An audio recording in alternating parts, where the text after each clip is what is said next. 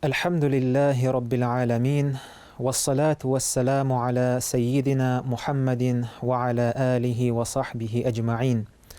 سبحانك لا علم لنا إلا ما علمتنا إنك أنت العليم الحكيم. السلام عليكم ورحمة الله وبركاته. قدرلы тамашачылар. Эфирда Әлифба Коръан уку сабаклары тапшыруы. Әлеге тапшырулар циклы кысаларында біз сезнең белән гарәп графикасы белән танышырбыз һәм гарәп телендә укырга өйрәнербез, иншааллаһ. Ат-Табаридан риваят ителгән хадистә килә, Мухаммад Мустафа саллаллаһу алейхи ва саллям әйткән: гарәп телен яратыгыз, чөнки аңа өч мөһим нәрсә бәйле. Беренчесе, ахыр заман пәйгамбәре гарәп булган. Икенчесе, Коръан гарәп телендә ингән. Өченчесе, һәм җәннәт әһелләре гарәп телендә сөйләшәчәк. Безнең тапшыруыбыз чыгарылышлары сезгә Коръани Кәримне уку һәм аңлауны җиңеләйтер дип өметләнәбез. Һәм сезнең белән бергә Коръан әһелләре исеменә якынаерга мөмкинлек бирер дип уйлыйбыз. Аллаһ Тәгаләнең Расулы саллаллаһу алейхи ва саллям булай дигән: Дөреслектә Аллаһ Тәгаләнең үзе бар кылган мәхлукларыннан аңа якыннары бар. Аңардан: "Эй Аллаһның илчесе, кемнәр алар?" дип сораганнар. Ул булай дип җавап биргән: "Әһлул Коръан", ягъни Коръанны укучылар һәм өйрәнүчеләр. Алар Аллаһның якыннары һәм ул сайлап алган затлар булып тора. Дәресләребезне гарәп әлифбасы хәрефләрен өйрәнүдән башларбыз. Гарәп хәрефләре гади һәм визуаль яктан бик тәэсирле, шуңа күрә җиңел истә калалар. Без һәр чыгарылышта гарәп алфавитының берничә хәрефе турында сөйләрбез. Шул рәвешле сез артык мәшәкатьләнмичә, әкренләп аларны истә калдыра алачаксыз. Шулай итеп, без беренче чиратта истә калдырырга тиешле нәрсә ул гарәп телендә язу юнәлеше. Гарәп сүзләре һәм хәрефләре уңнан сулга языла һәм укыла. Ә без гадәтләнгәнчә сулдан уңга түгел. Гарәп телендә нибары 28 хәреф. Әйдәгез, алар белән берәм-берәм таныша башлыйк. Гарәп алфавитының беренче хәрефе ул әлиф. Менә шундый катлаулы булмаган вертикаль таяк. Янында махсус билгеләр, хәрәкәләр булмаганда ул бернинди дә аваз белдерми. Хәрәкәләр турында соңрак сөйләрбез. Икенче хәреф бә хәрефе. Астында ноктасы булган көймәгә охшаш. Ул б авазын белдерә. Аның яңгырашын үзләштерер өчен иҗектә әйтәбез: әб. Әб. Киләсе хәреф тә. Нәк бә хәрефе кебек үк языла. Әмма нокталары өстә һәм алар икәү. Ул т авазын белдерә. Иҗектә әйтеп карыйк: әт. Әт. Киләсе хәреф th. Аның өстендә инде 3 нокта. Th хәрефенең әйтелешендә үзенчәлек бар. Ул тел-теш хәрефе. Аның дөрес әйтүе өчен тел өчен теш арасына куярга кирәк. Th. Th. Аны әйткәндә тел өче алдагы тешләрнең ишана тия. Иҗек эчендә әйтеп карыйк: әс. Әс. Шулай итеп, безнең чираттагы хәрефебез җим. Ул шул рәвешле языла. Ул җ авазын белдерә. Аны иҗектә әйтик: әҗ. Әҗ. Гарәп хәрефләренең сүздә урнашуына карап, аларның 2дән 4кә кадәр язылыш төре булырга мөмкин.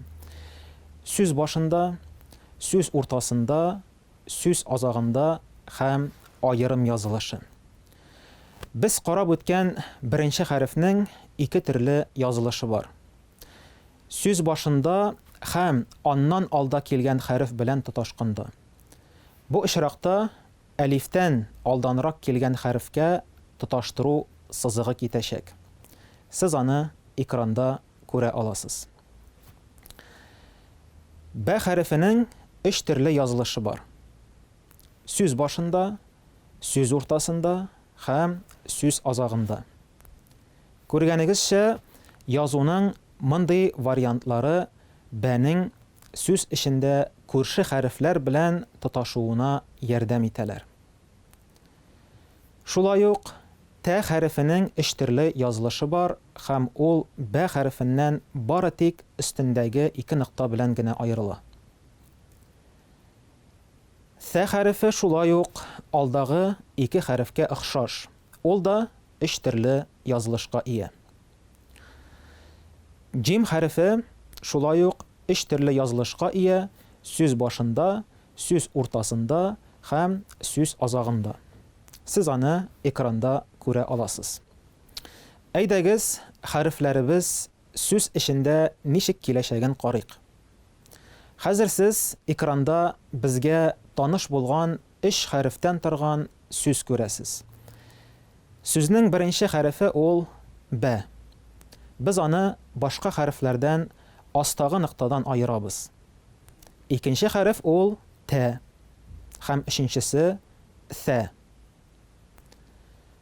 Хәзер сездә бу сүзне ничек укырга соң дигән сорау тугандыр.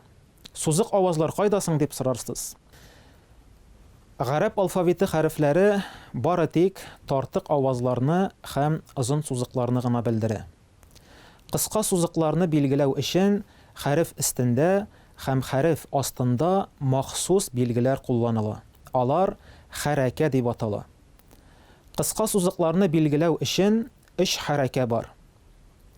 Нечкә иҗекләрдә алар Ә, И, У.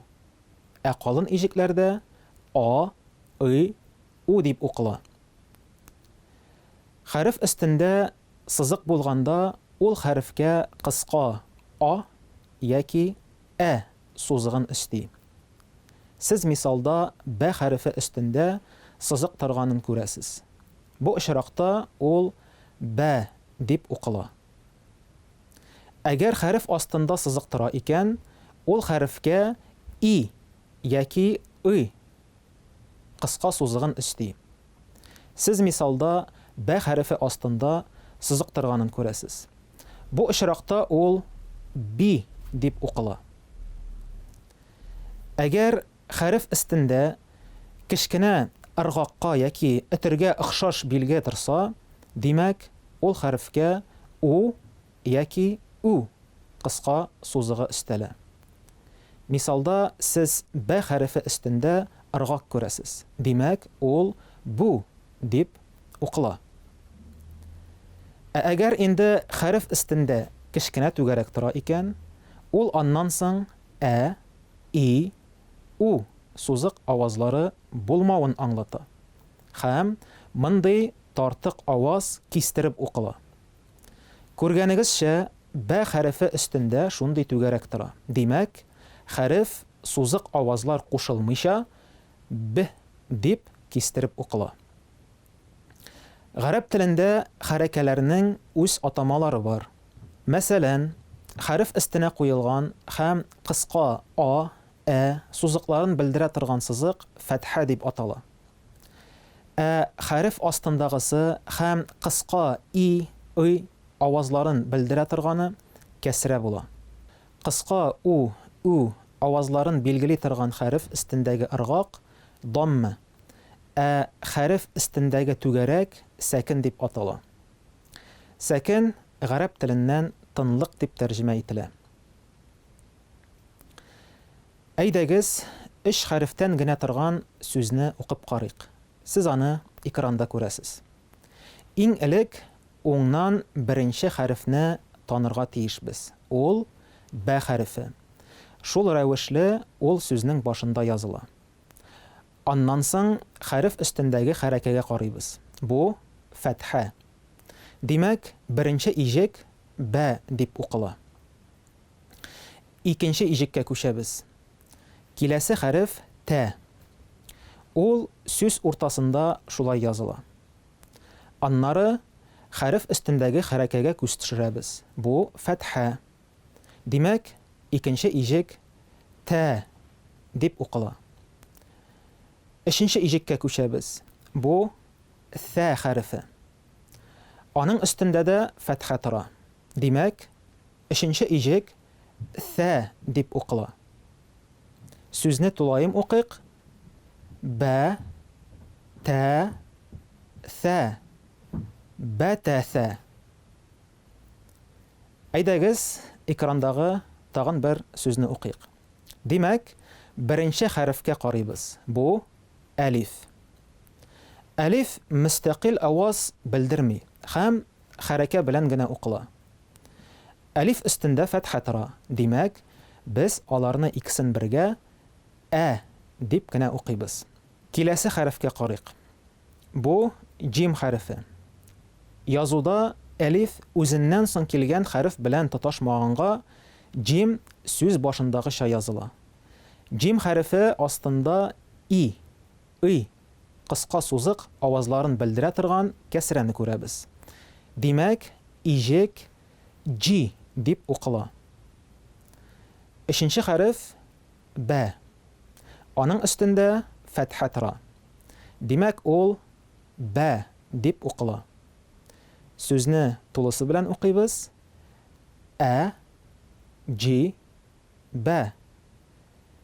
Әҗибә.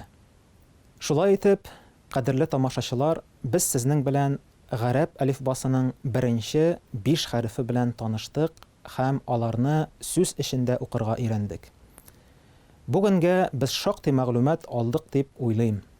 Әлифба Коръән уку сабаклары тапшыруыбызның киләсе чыгарылышларында очрашканга кадәр, ассаламу алейкум ва рахматуллаһи ва баракатуһ.